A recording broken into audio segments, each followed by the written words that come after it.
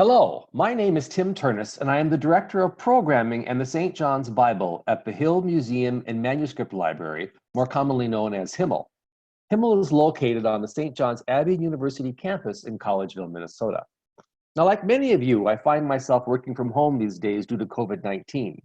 And since I can't continue my programming around the country in person, I decided to put together a series of mini programs to share with you via Himmel at Home.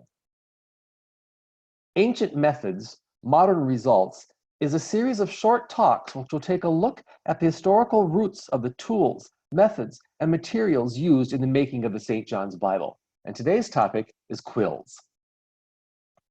Now, if you're unfamiliar with the St. John's Bible, you can learn more about the project by visiting the website shown on the screen. Now, the St. John's Bible is a monumental work. It was a work done by a team of calligraphers working in a scriptorium in Wales. The project began in 1995 and ended in 2011. And even though it was done in the modern day, it really could have been done centuries ago in much the same way. If we think of a medieval scriptorium, look at the one shown here from about 800 years ago, look at the way the scribes are working. Look at how they're sitting, look at the tools they're using, look at even how they're working in collaboration. Well, you know what? Jump 800 years forward, and not a lot had changed. Here's our scriptorium from the year, probably from around the year 1998 or 2000. And look at the way they're sitting, the way they're working. Even the modern scribe is sitting here. Here's Sally Mae Joseph at work at her desk. Look at how she holds the pens. Again, any medieval scribe that we could bring back to life would recognize almost every single thing she is doing. And that's what's unique about this project. The St. John's Bible was done using very traditional tools, methods, and materials, not to recreate the past, but because there really isn't any better way to do it. And one of those basic tools, probably the most basic one a scribe needs, is something with which to write. And in our case, we went back to the same tool that the ancient scribes were using, a quill. Now, what's unique about quills is that although there are many medieval recipes for making inks from the Middle Ages, there is not one set of instructions written down for how to cut a quill. Now think about why that must have been.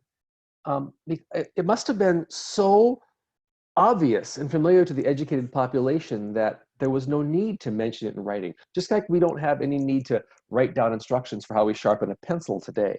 It was just everyone knew how to do it.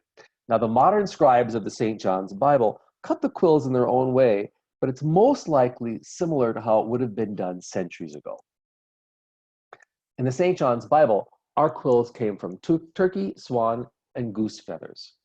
Now, in the Middle Ages, most likely swan and goose were used. Turkey, of course, wouldn't have been used in medieval Europe because they didn't exist over there at that time. They're a North America bird. But there's also some evidence that smaller lettering was done with crow and raven feathers as well. But no matter what feather you use, it's not the feather itself that makes a big difference. It's the skilled cutting of that quill. But you do need a feather to start with. And the best quills come from the front flight feathers of the bird. In fact, the first 3 flight feathers, 1, 2, 3 on each wing, provide the strongest quills. Because those, if you think about it, what do those feathers do? They resist the wind. They're building up. They are well-developed feathers. In fact, you want feathers coming from mature birds as opposed to even those birds who were domesticated, because they're not going to be as strong as well. And in the ideal situation, a right-handed calligrapher will take his or her quill from the left wing of the bird, and a left-handed calligrapher will take, in an ideal world, his or her quill from the right wing. And that's because of the way the wing curves around, and it will fit much more comfortably and naturally into the hand. Now, if you have a feather, that doesn't mean you can be ready to make a quill yet, because a feather by itself isn't strong enough, isn't ready yet to be cut into a quill. So you have to do some things to alter that. And the feather shaft, which becomes the quill, is actually the exact same materials as your fingernails. So if you think how brittle your fingernails are, You can see why you have to do some changing to that. And so to get a quill ready for cutting, one of the first things you do is you trim off the bottom tip, and then you soak it in water for about 24 hours. You will also at some point in time shave off all this outer membrane here. And you will also then clean out the inside of that shaft. But soaking it in water for about 24 hours makes it ready for the next step, and a very important step in the entire process. Because a feather is too soft. You cut it into a quill tip, it will just break down and won't be able to withstand its use. So you have to harden it. And the best way to harden a quill, or anything really, is to apply heat. You can see Sarah here has heated a tray of sand up to about 350 degrees, and she's pouring the sand into the shaft of the feather. She's also then pouring it over it. This will allow it to slowly harden, or what we call clarify. When it turns clear, you know it's done. It takes about 1 to 2 minutes. You don't want to overdo it, otherwise you will have a quill that's far too brittle to be used. So once that is hardened, it's now ready to be put aside and waits for the calligrapher who's ready to cut it into a quill. Now, if you look at any medieval painting, you will not see the big flouncy feather quills like you always see on television, because one of the first things you do is to get rid of the barbs. Those barbs were there to control wind or to capture the wind. They also add a different balance and they get in the way. So of course you don't want that as well on there. If you look at any medieval painting, you will see a very thin, beautiful, elegant quill pen that's been cut from a feather, not some flouncy thing. So you cut the tip off, you trim the quill to your length that you want it for most comfortably in your hand, and then you're ready to transform that shaft into a pen. Using your pen knife, that's where the word gets its name, or the item gets its name from cutting a pen, you're going to make some cuts into the barrel of that quill, of that feather. You're going to make the first cut, which is basically the shape of your neck down over your shoulder, which is why it's called a shoulder cut. And you can see here, Donald Jackson, the artist, is pulling it toward himself and making that cut into that barrel. The next cut you're ready to make are 2 cuts that are going to happen right on the barrel of the feather, right around here. And those are known as shoulder cut, or cradle cuts, excuse me, because they are now going to form down into that nib look like. And if you look here, you can see that's the standard look of a modern fountain pen. What I think is interesting is look at how Donald is cutting. Look at how he's holding the knife. Look at the direction of the cut. It seems almost counterintuitive. If I was cutting a quill, I would definitely be cutting away from me. But the scribes just all naturally cut toward themselves. It gives you more control. You can see what you're doing.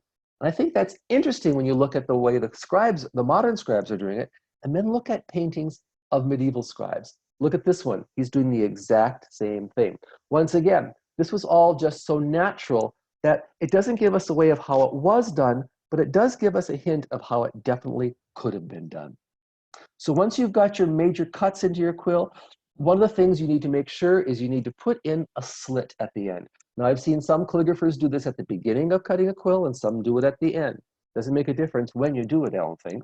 But you want to get that nice little thin slit at the end of the quill tip because that serves as your capillary. It doesn't really hold ink, but it allows the ink to flow down the pen evenly. And then, before you're ready to use, you need to shape this tip into this fine chiseled edge that you see here. So you turn your pen over and using your quill knife, your pen knife once again, you shave it off on the underside and then you come straight down to make that perfect chiseled end and you will have the most wonderful tool for writing. This nibbing is a very important step in the process. And at some point in the process, you're just going to have to also sit back and admire your work. Even Saint Mark here knows that he did a good job. La perfección. He's done an excellent work. So the making of a quill, and you see here, Saint Mark is all ready to go. He's got his quill, his ink, and his writing surface with his quill pen. So the making of a quill was kind of second nature to many calligraphers. And the modern scribes hold their quill a little differently than the ancient scribes did. If you look at this painting of St. Dunstan, look at how he's holding his pen. It's very different than the way we hold one today. Pick up a pencil and try this. Medieval scribes held their pens pointing downward on the inside of the tips of the middle finger and the forefinger, and then it was held steady by the very tip of the thumb. The fourth finger and the pinky finger were curled up and out of the way.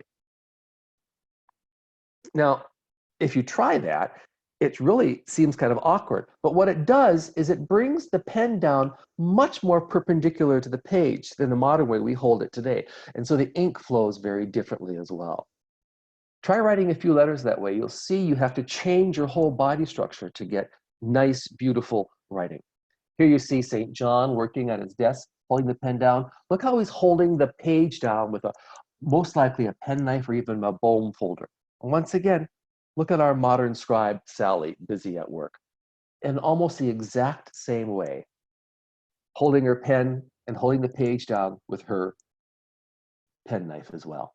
So no matter how you cut your quill, or no matter how you hold your pen for the writing, what is amazing that is in an artist's hand, look what that artist can do with an old turkey feather and a page. You can learn more about the St. John's Bible by visiting the St. John's Bible website. And if you're interested in learning more about quills or even purchasing one for yourself, consider visiting Dennis Rood's website shown on the page in front of you. Please consider becoming a donor of the Hill Museum and Manuscript Library and supporting the work of our preservation of manuscripts around the world. Thank you.